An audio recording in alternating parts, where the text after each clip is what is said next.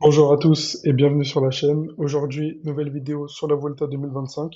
Je vais vous présenter les coureurs que je vois marquer cette édition 2025 de la Volta et les coureurs qu'il faut suivre, selon moi. Donc, ce sera la dernière vidéo preview avant le grand départ. Je rappelle que ma vidéo sur le parcours, sur mes favoris, sur le classement général et mon focus sur le duel UAE Vingegaard sont toujours disponibles sur ma chaîne, donc n'hésitez pas à faire un tour. Et c'est parti pour le focus sur les coureurs à suivre. Donc, on commence par Mats Pedersen. Donc, Mats Pedersen, un des seuls sprinters qui sera présent sur cette Volta 2025. Il aura pour objectif de remporter un maximum d'étapes et de décrocher le maillot vert de meilleur sprinter. Pour retracer son année 2025, il a remporté Gand-Wevelgem ainsi que 4 étapes sur le Giro 2025 et le maillot violet de meilleur sprinter. C'est une saison réussie pour lui pour le moment. Son historique sur la Volta, c'est qu'il compte 3 victoires d'étape et un maillot vert, tous remportés en 2022. Donc il a déjà remporté le maillot vert de sprinter et il a l'expérience de la Volta. Donc ce sera pas quelque chose de nouveau pour lui. Concernant les grandes classiques, il a fait un podium sur Paris-Roubaix 2025. Il fait septième de Milan-San Remo cette année et deuxième du Tour des Flandres. C'est un coureur qui s'est performé au haut niveau. Il a repris la compétition au Tour du Danemark il y a une semaine, où il a remporté 3 étapes en ligne et classement général. Donc euh, Ça prouve la forme dans laquelle il est.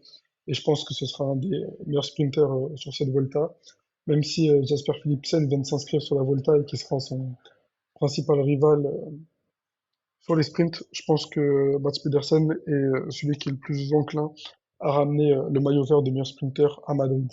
C'est lui mon favori en tout cas pour le maillot vert. Donc on va passer à un autre coureur à suivre, c'est Monsieur Filippo Ganna. Filippo Ganna, il a déjà remporté une victoire d'étape sur la Volta en 2023, c'était sur un contre-la-montre, où il avait battu Remco Evenepoel. Et il a également fait plusieurs podiums au sprint la même année en 2023. Donc en 2025, il a remporté une étape sur Tirreno Adriatico, donc un chrono. Il fait troisième du classement général sur Tirreno Adriatico également. Il fait deuxième de Milan-San Remo, ce qui est son meilleur résultat cette saison. Il réalise également une très bonne E3 Saxo Classique où il finit troisième, un bon Tour des Flandres où il finit à la huitième place. Cependant, son gros objectif de l'année, c'était Paris-Roubaix et malheureusement, il a obtenu qu'une 13e place, ce qui est bien, mais au vu des qualités que Filippo Ganna possède et de ses attentes au niveau de la course, c'était un peu décevant. Il était prévu sur le Tour de France, qu'il a débuté, mais malheureusement, il a abandonné dès l'étape numéro 1 à cause d'une chute. Sur cette Volta, il aura pour objectif de remporter le chrono de Valladolid, chrono de la 18e étape. Et il aura pour objectif également de préparer ses championnats d'Europe du contre-la-montre, qui seront son objectif de fin de saison. Donc pour moi, il pourra se mêler, vu le peu de sprinteurs, à certains sprints. Il y aura également quelques étapes de baroudeur où il aura un coup à jouer, où des difficultés seront surmontables pour lui et où il pourra embêter ses adversaires. Donc pour moi, il doit clairement viser l'étape 18 et pourquoi pas remporter une étape en ligne. S'il remporte 2 étapes sur cette Volta, ce sera une bonne Volta réussie pour lui et ça lui permettra de préparer du mieux possible ses championnats d'Europe, ce qui lui permettront de sauver sa deuxième partie de saison. Quand on voit son bilan sur les classiques, il est bon, mais depuis la fin des classiques, c'est un peu décevant. Espérons pour lui qu'il puisse briller de nouveau et avoir plus de chances que sur le Tour de France. Maintenant, on va passer au troisième coureur à suivre. C'est Thomas Pidcock, donc Tom Pidcock. Donc cette année, il a gagné le l'UEA Tour en Arabie Saoudite ainsi que 2 étapes. C'est 2 seules victoires d'étape avec celle remportée son Tour de Norvège. Il a également fait troisième de la Flèche Wallonne derrière Pogacar et Vauquelin et 2 top 10 sur l'Amstel Gold Race et Liège-Bastogne-Liège.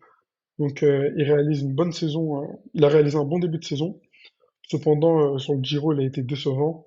Je pense que c'était dû à l'enchaînement des classiques et du Giro, où il avait beaucoup enchaîné de février à mai. Donc je pense qu'il avait un peu puisé dans ses ressources pour le Giro.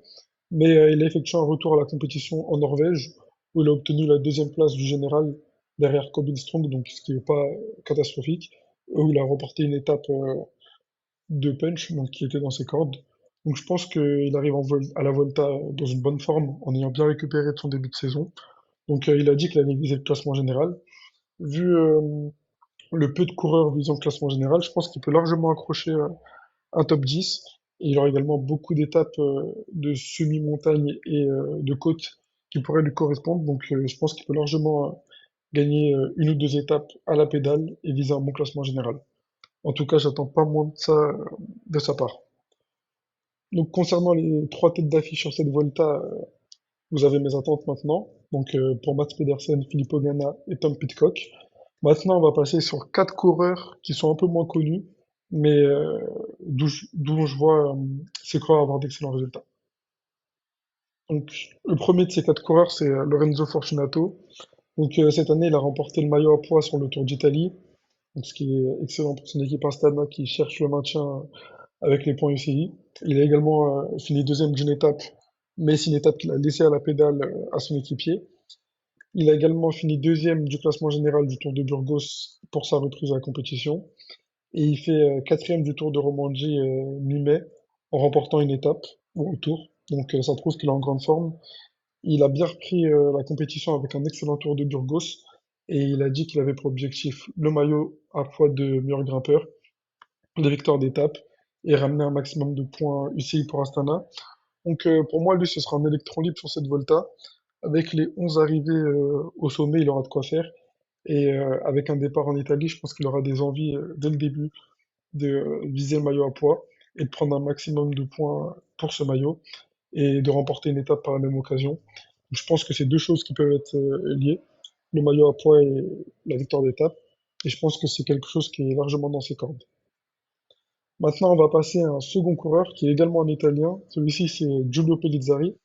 Donc, il a fait sixième du Giro après l'abandon de son leader Roglic. Donc, s'il avait été protégé dès le début, peut-être qu'il aurait pu viser un top 5 voire un podium. Mais ça, on ne le saura jamais. Il a repris la compétition au Tour de Burgos où il a fini quatrième du classement général en réalisant un bon tour. Donc c'est un jeune coureur en forme qui est capable de briller sur les étapes, sur les courses par étapes comme on a pu le voir sur le Giro. Donc pour moi, ce que j'attends de lui sur cette Volta, c'est qu'il ouvre son compteur de victoires chez les pros. Il n'a jamais gagné encore en pro. Et il peut également viser un bon classement général, mais finalement, il a dit que ce sera Jane qui sera annoncé leader de l'équipe. Donc je pense qu'il va plus viser les victoires d'étape, mais les victoires d'étape peuvent quand même lui permettre de faire un bon classement général. Donc j'attends vraiment de lui qu'il puisse ouvrir son compteur chez les pros et remporter une victoire d'étape. Il a déjà réalisé un grand tour, donc au final, le voir viser un bon classement général, ça peut être un peu délicat vu son âge, mais pourquoi pas viser une victoire d'étape, ce qui lui permettrait de réaliser un bon classement général s'il est encore dans la course. On va passer au troisième coureur maintenant. C'est un Français cette fois-ci, et c'est David Gaudu. Donc David Gaudu, coureur qui réalise une saison cauchemardesque. Pourtant, sa saison avait bien commencé en février, où il avait remporté une victoire d'étape sur le Tour d'Oman à la pédale devant Adam Yates. Son historique sur la Volta est plutôt bon. Il fait sixième l'année dernière, où il était encore dans la même posture, où il devait sauver sa saison, et où il avait réalisé une excellente Volta. Il a également gagné ses deux seules victoires d'étape sur des grands tours sur une édition de la Volta, celle-ci en 2020. Donc ça commence à remonter quand même 5 ans. Mais je pense que c'est quelque chose qui peut viser cette année. Donc sa saison, comme je l'ai dit, a été difficile. Elle a été marquée par les chutes dès le début de saison et jusqu'à la mi-saison. Donc je pense que la Volta, c'est une course idéale pour se relancer. C'est des courses où les étapes ne sont pas très longues et où il y a peu d'enchaînement de cols. Donc ça peut être des profils qui lui correspondent parfaitement, comme on l'a vu en 2024. Donc pour moi, son objectif, il n'y aura pas de pression de résultat d'un classement général, d'une victoire d'étape dans un premier temps. Et l'objectif, ce sera de retrouver des sensations, comme il a pu le faire en 2024. Et s'il peut retrouver des sensations, soit en visant un top 10, soit en remportant une étape, ce serait parfait. Honnêtement, j'ai pas de préférence sur le fait qu'il vise soit une victoire d'étape, soit un top 10. Je pense qu'il peut essayer de viser les deux et avec une victoire d'étape, rentrer dans le top 10, mais il faut qu'il voit ce qui lui fait du bien et ce qui lui procure le plus de sensations en course. Et si les sensations sont bonnes pour un classement général, il visera un classement général. Si les sensations sont bonnes pour la victoire d'étape, il visera une victoire d'étape. En tout cas, j'espère qu'il retrouvera les sensations, qu'il sera offensif et à l'avant, et qu'il puisse pourquoi pas viser une victoire d'étape. C'est tout ce qu'on lui souhaite, en tout cas, pour rattraper ses saisons. Maintenant, on va passer au dernier coureur de ce focus. Et là, c'est un très très jeune coureur, mais également français. C'est Léo Bizio. Donc Léo Bizio, il a remporté une victoire d'étape sur le Tour de Burgos. Il a également fini sur le podium de ce tour. Donc troisième du classement général devant des coureurs comme Ciccone, Landa, Hindley, ce qui prouve toute la classe qu'il a. Il a seulement 20 ans, ce sera son premier grand tour. Mais pour moi, il va arriver en pleine confiance sur cette Volta, vu qu'il vient de remporter une victoire de Burgos en Espagne en préparation face à des adversaires qu'il va potentiellement affronter, enfin qu'il va affronter tout simplement sur cette Volta. Donc c'est pas parce qu'il a gagné une étape sur Burgos qu'il va en gagner sur la Volta, mais je pense que ça peut le mettre dans les bonnes conditions pour obtenir le meilleur résultat possible. Pour moi, sur cette Volta, il doit découvrir. Ce sera un premier grand tour, donc ce sera une inconnue pour lui. Donc déjà qu'il réussisse à le finir, ce serait une bonne chose. Mais s'il peut être acteur comme son Tour de Burgos et viser une victoire d'étape, ce serait parfait. Pour faire un podium sur la Volta, ça va être impossible, on va pas se mentir. Mais sur des profils montagneux qui vont lui correspondre, vu qu'il y en a en pagaille sur cette Volta, pourquoi pas viser une victoire d'étape ou viser un podium d'étape, ce serait déjà une très bonne chose. Mais on l'a bien vu ces dernières années, dans le vélo pro, l'âge, ça veut rien dire. Donc s'il a les jambes qui visent une victoire d'étape, et je serais pas surpris s'il arrive dès cette année à ouvrir son compteur chez les pros. On a souvent parlé de Paul Sexas pour les pépites de chez Decathlon AG2R La Mondiale, mais Léo Bizio a pas oublié, il en est une également, et il a largement de quoi prouver qu'il peut être un très grand à l'avenir. Donc j'espère pour lui un bon grand tour, et on lui souhaite tout le meilleur possible pour cette édition de la Vuelta. Donc je vous remets un récap des coureurs à surveiller. Donc Lorenzo Fortunato, Giulio Pellizzari, David Gaudu et Léo Bizio. Donc vous maintenant, dites-moi quel coureur vous attendez sur cette Volta, que ce soit les attentes que vous avez pour les gros noms comme Pidcock, Pedersen, Ghana ou Philipsen, et quelle pépite vous surveillez ou quel coureur vous attendez au tournant. Dites-moi ça en commentaire ou dites-moi ça sur mon compte Twitter, FakeLinkor. N'hésitez pas à vous abonner d'ailleurs. Et on se dit à très bientôt pour la Volta 2025 et des débriefs sur cette édition. Au revoir.